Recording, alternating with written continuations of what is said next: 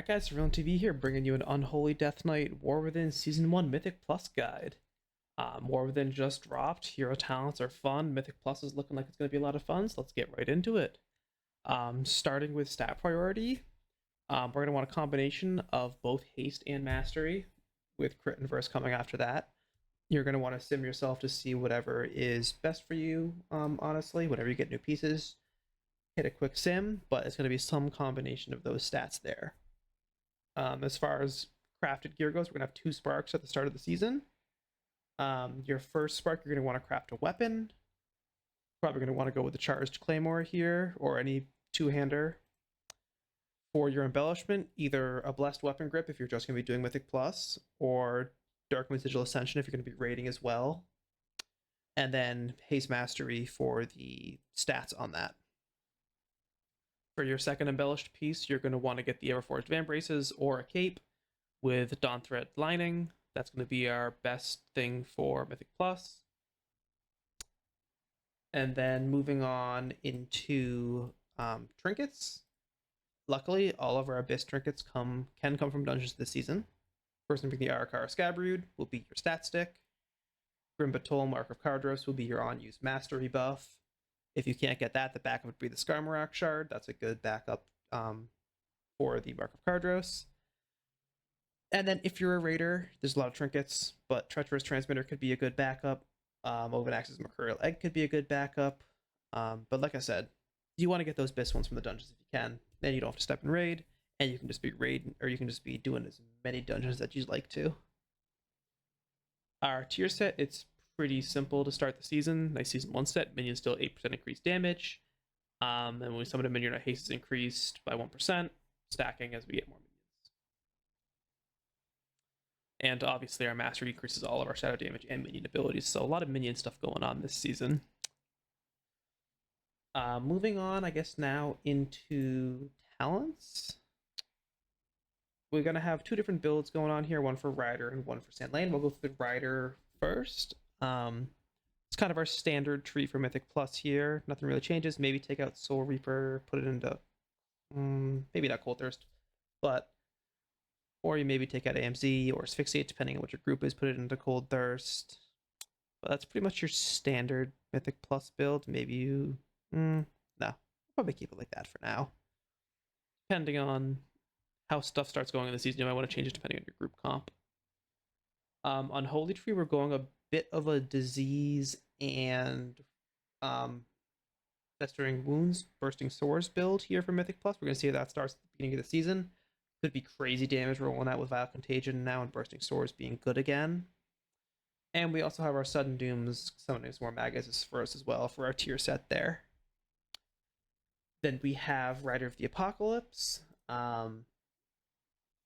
Obviously, really fun tiers hero talent here. Summon all the horsemen. We get to ride on a horse a lot.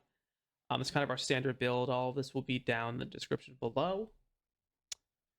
We can roll this right into our, I guess, opener on rotation for Unholy with Rider of the Apocalypse. It's still pretty excessive, especially in multiple targets. It's a little better, but I'll put a little picture of the opener here in the top left of the video.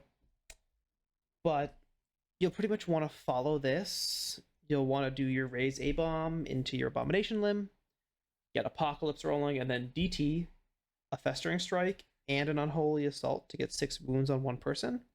And then you'll burst that with Vile Contagion across the rest of the enemies in your group. Then you'll Defile, get your Plaguebringer up, and then proceed to the regular AoE burst phase, which is just weaving Scourge Strikes to pop wounds and Epidemics to do damage with your Runic Power. So basically what that looks like in practice is you'll raise your Abomination to get all your dudes out, all your horsemen come out, run in here, get your Defile and your Plaguebringer going, and then pop everything.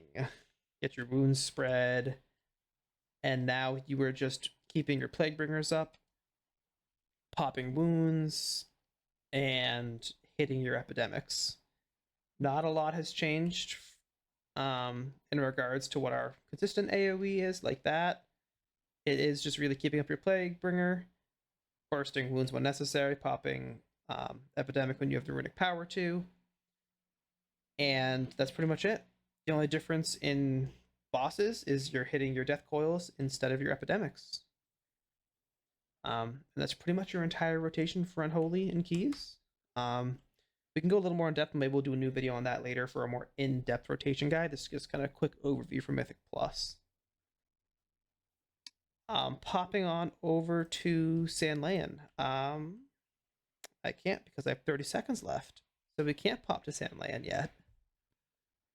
But the main difference with Sandland is now we have Vampiric Strike.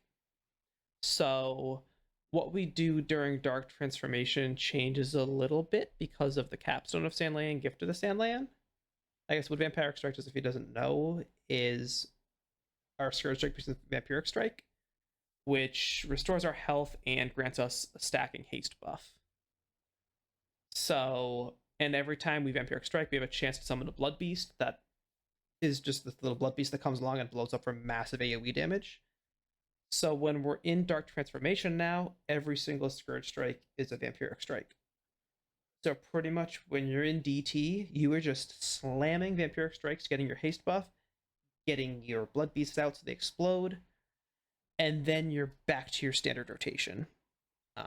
That's kind of the basic gist of it without getting too far into the weeds. But we can show you what that looks like here instead now. So we will again run in, get our Defile Mastery buff going, get our Plaguebreaker going, and then we'll hit our DT and all of our other openers, and then everything is going to be Vampiric Strikes. Oops, I forgot to hit our Apocalypse, but like I said, we are just slamming this so we get our full 5 stacks of Essence of the Blood Queen, and then trying to summon as many Blood Beasts as possible, as you see that guy right there. And then whenever he expires, he blows up, does a ton of AoE damage. So you can see, where is his explode? There it is. The Blood is Life. And that was only one guy on one target. Obviously in Cleave, that's going to do a lot more. But that's pretty much the only change to Sandland from Rider, is when we're in Dark Transformation. So again, you'll see right now, obviously I don't have Vampiric Strike, I have Scourge Strike. I did a Runic Power Spender, so I did get a Vamp Strike right there. So I used that up, got 1 stack of Essence of the Blood Queen. But you'll see now when I have Dark Transformation, every single strike is a Vampiric Strike. We get the haste stacked up immediately, and then we're summoning Blood Beasts.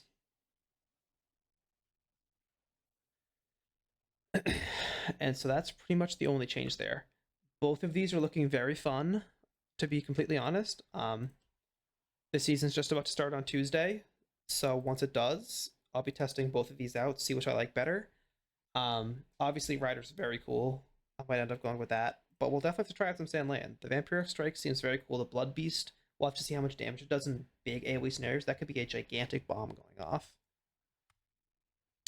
Outside of that, that's pretty much all we got for this intro video, guys. Hope this gets you rolling in the season. Make sure you have your Rune of the Fallen Crusader on as well. I never mentioned that. But outside that, good luck, guys. Have fun at the start of the season, and we'll see you in the next video.